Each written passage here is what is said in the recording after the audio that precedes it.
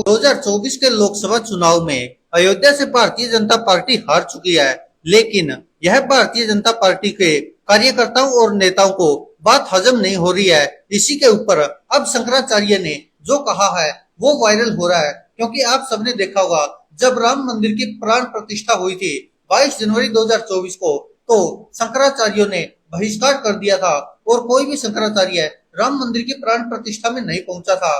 तब भी शंकराचार्यों को लेकर विवाद हुआ था और भारतीय जनता पार्टी और भाजपा की आईटी सेल ने शंकराचार्यों को ट्रोल किया था। लेकिन अब देखिए, अयोध्या में भारतीय जनता पार्टी हार चुकी है, तो शंकराचार्य क्या कहते हैं, आपको दिखाते हैं कि शंकराचार्य ने क्या कहा है। देखिए। देखिए, राम मंदिर देश के बहुसंख्यक सनातन धर्मियों की, राम भक्तों की जनाकांक्षा है और भगवान की कृपा से, न्यायालय के निर्णय से वो पूरा हो रहा है। इस समय अयोध्या में निर्माण का कार्य चल रहा है, बहुत अच्छे से चल रहा है।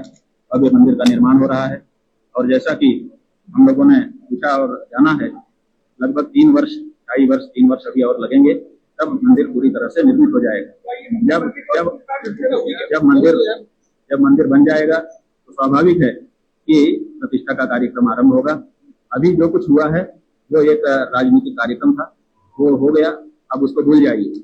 राम जी का मंदिर बन रहा है, भव्य बन रहा है, और जब वो निर्मित हो जाएगा तो स्वाभाविक रूप से आप बताइए कि जब मंदिर का शिखर बन जाएगा तो उस पर कलश चढ़ेगा कि नहीं चढ़ेगा? जब मंदिर का निर्माण हो जाएगा तो उस पर ध्वजा चढ़ाई जाएगी कि नहीं?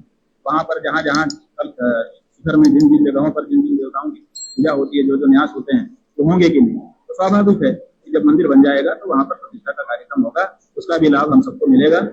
कोई चिंता करने की बिल्कुल को आवश्यकता नहीं है, इस कार्य में प्रगति पर है। हमारा ये कहना है कि सबका अपना व्यवहार करने का, रिएक्ट करने का तरीका होता है। तो अपना व्यवहार होगा, अपनी उनकी प्रतिबद्धता होगी, उनकी क्या मजबूरियां हैं, हम सब कुछ तो नहीं जानते, इसलिए किसी के बारे में हम कुछ नहीं कह सकते। हाँ, हमने जो हमको उचित लगा, सच लगा वो कहा। और अभी तक कोई भी भारत देश से निकल करके राजनेता या विद्वान नहीं आया जिसने ये प्रतिज्ञा देश के सामने कर ली होगी कि अभी ईश्वरानंद गलत कह रहे हैं, मंदिर तो बन चुका है। ऐसा किसी ने नहीं कहा।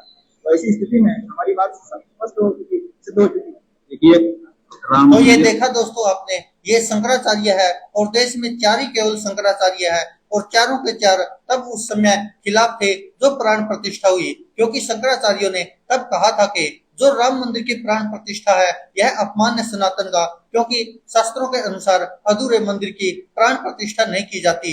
लेकिन प्रधानमंत्री नरेंद्र मोदी ने अपने चुनावी फायदे के लिए शायद प्राण प्रतिष्ठा कर दी 22 जनवरी 2024 को, और उसको लेकर शंकराचार्य उसके खिलाफ थे और उसके विरोध में भी थे। अब शंकराचार्य कह रहे हैं कि जो प्राण प्रतिष्ठा हुई थी वो पहले राजनीतिक ड्रामा था, वो अब खत्म हो चुका है, उसको कोई मानता नहीं है। और जो प्राण प्रतिष्ठा होगी वो लगभग 2.5-3 साल बाद होगी, जब राम मंदिर पूरा बनकर तैयार हो जाएगा, जब राम मंदिर की चोटी बनेगी, उसके ऊपर कलश भी होगा, ध्वज भी लगेगा और तब प्राण प्रतिष्ठा होगी। तो ये शंकराचार्य का कहना है। और आप सबको पता कि जिस तरह से राम मंदिर के मुद्दे पर भारतीय जनता पार्टी ने और प्रधानमंत्री नरेंद्र मोदी ने पूरे देश में वोट मांगे। आपको याद होगा कि गृह मंत्री अमित शाह ने तो मध्य प्रदेश में शायद ये तक कह दिया था कि भारतीय जनता पार्टी को यहाँ से जितवा दीजिए, आपको फ्री में राम मंदिर के रामलला के दर्शन करवाएंगे, और भी न जाने क्या क्या ऐसे वायदे किए गए थे।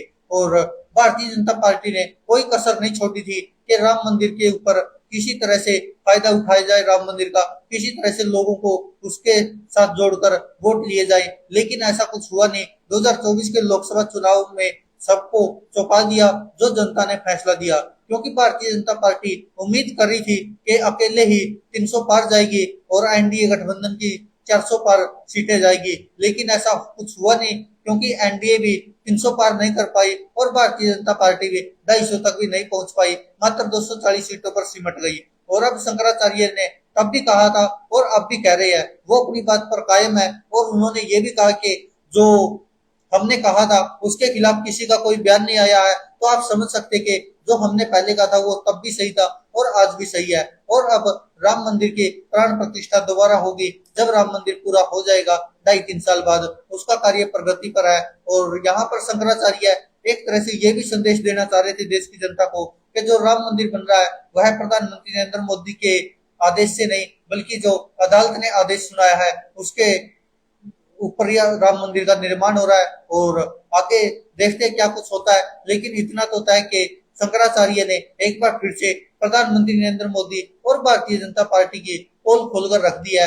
जो भारतीय जनता पार्टी या प्रधानमंत्री नरेंद्र मोदी को क्रेडिट दिया जाता है भाजपा की आईटी सेल द्वारा, भारतीय जनता पार्टी के कार्यकर्ताओं द्वारा कि राम मंदिर भारतीय जनता पार्टी ने बनवाया है, प्रधानमंत्री नरेंद्र मोदी ने बनवाया है। लेकिन उसी अयोध्या में भारतीय जनता पार्टी बुरी तरह हार जाती है। तो आप समझ सकते हैं कि अब धीरे धीरे जनता भी शायद समझने लगी है कि जो भारतीय जनता पार्टी बड़े बड़े दावे करती है, जो प्रधानमंत्री नरेंद्र मोदी स्पीच देते हैं, तो अब उसका अर्थ भी शायद जनता समझने लगी है। और यही कारण है कि भारतीय जनता पार्टी को बुरी तरह से हरा दिया अयोध्या में हिंदुओं ने ही खासकर। क्योंकि हमने आपको एक पहले ही वीडियो दिखाई थी, इससे पहले जो वीडियो बनाई थी उसमें एक शख्स बार बार रोकर ये स्पष्ट कह रहा था कि हम भारतीय जनता पार्टी के समर्थक थे, अयोध्या में राम मंदिर बना हम उससे खुश थे। लेकिन जिस तरह से भारतीय जनता पार्टी की सरकार ने अयोध्या में हमारे घर तोड़कर हमको बेघर कर दिया, तो हम किस मुंह से भारतीय जनता पार्टी का समर्थन करें, किस मुंह से भारतीय जनता पार्टी को वोट दे। और यही कारण है कि अयोध्या में भारतीय जनता पार्टी को बुरी तरह हरा दिया और समाजवादी पार्टी के प्रत्याशी को वहां से हिंदुओं ने खासकर, क्योंकि अयोध्या में ज्यादातर हिंदू है और कहा जा रहा है कि हिंदुओं को ही टारगेट किया जा रहा है, तो हिंदुओं ने ही समाजवादी पार्टी के प्रत्याशी को वहां से जितवा दिया।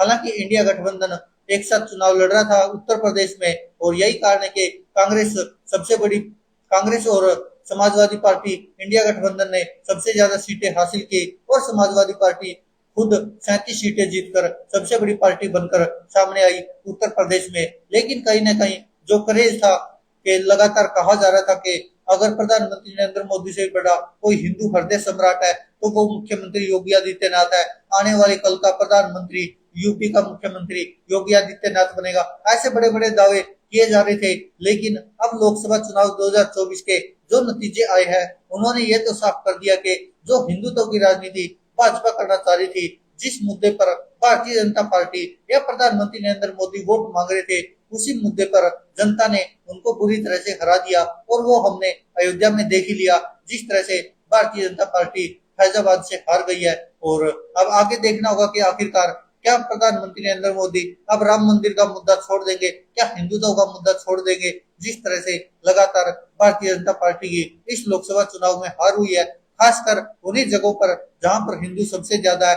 जहां पर यह मुद्दा सबसे ज्यादा हावी हो सकता था, वहीं पर अगर इतनी बुरी तरह हार हो गई तो विधानसभा चुनाव में काफी मुश्किल होने वाली है भारतीय जनता पार्टी को भी और प्रधानमंत्री नरेंद्र मोदी को भी और यूपी के मुख्यमंत्री योगी आदित्यनाथ को भी। क्योंकि जिस बुलडोजर बाबा के नाम से लगातार उत्तर प्रदेश के मुख्यमंत्री योगी आदित्यनाथ फेमस होते जा रहे थे और जिसके चलते लगातार लोग उनको सपोर्ट कर रहे थे कि देखिए जितने भी अपराधी है उनके सबके घर के ऊपर बुलडोजर चल रहा। लेकिन जब अयोध्या में हिंदुओं के घरों पर ही बुलडोजर चला तो तब शायद हिंदू नाराज हो गए योगी बाबा से, और यही कारण है कि अयोध्या में हिंदुओं ने ही भारतीय जनता पार्टी को हरा दिया और प्रधानमंत्री नरेंद्र मोदी और योगी आदित्यनाथ को नकार दिया। दोस्तों आप क्या कहते हैं इस पर अपनी राय कमेंट बॉक्स में जरूर दीजिएगा। धन्यवाद दोस्तों, देखते रहिए सच की आवाज।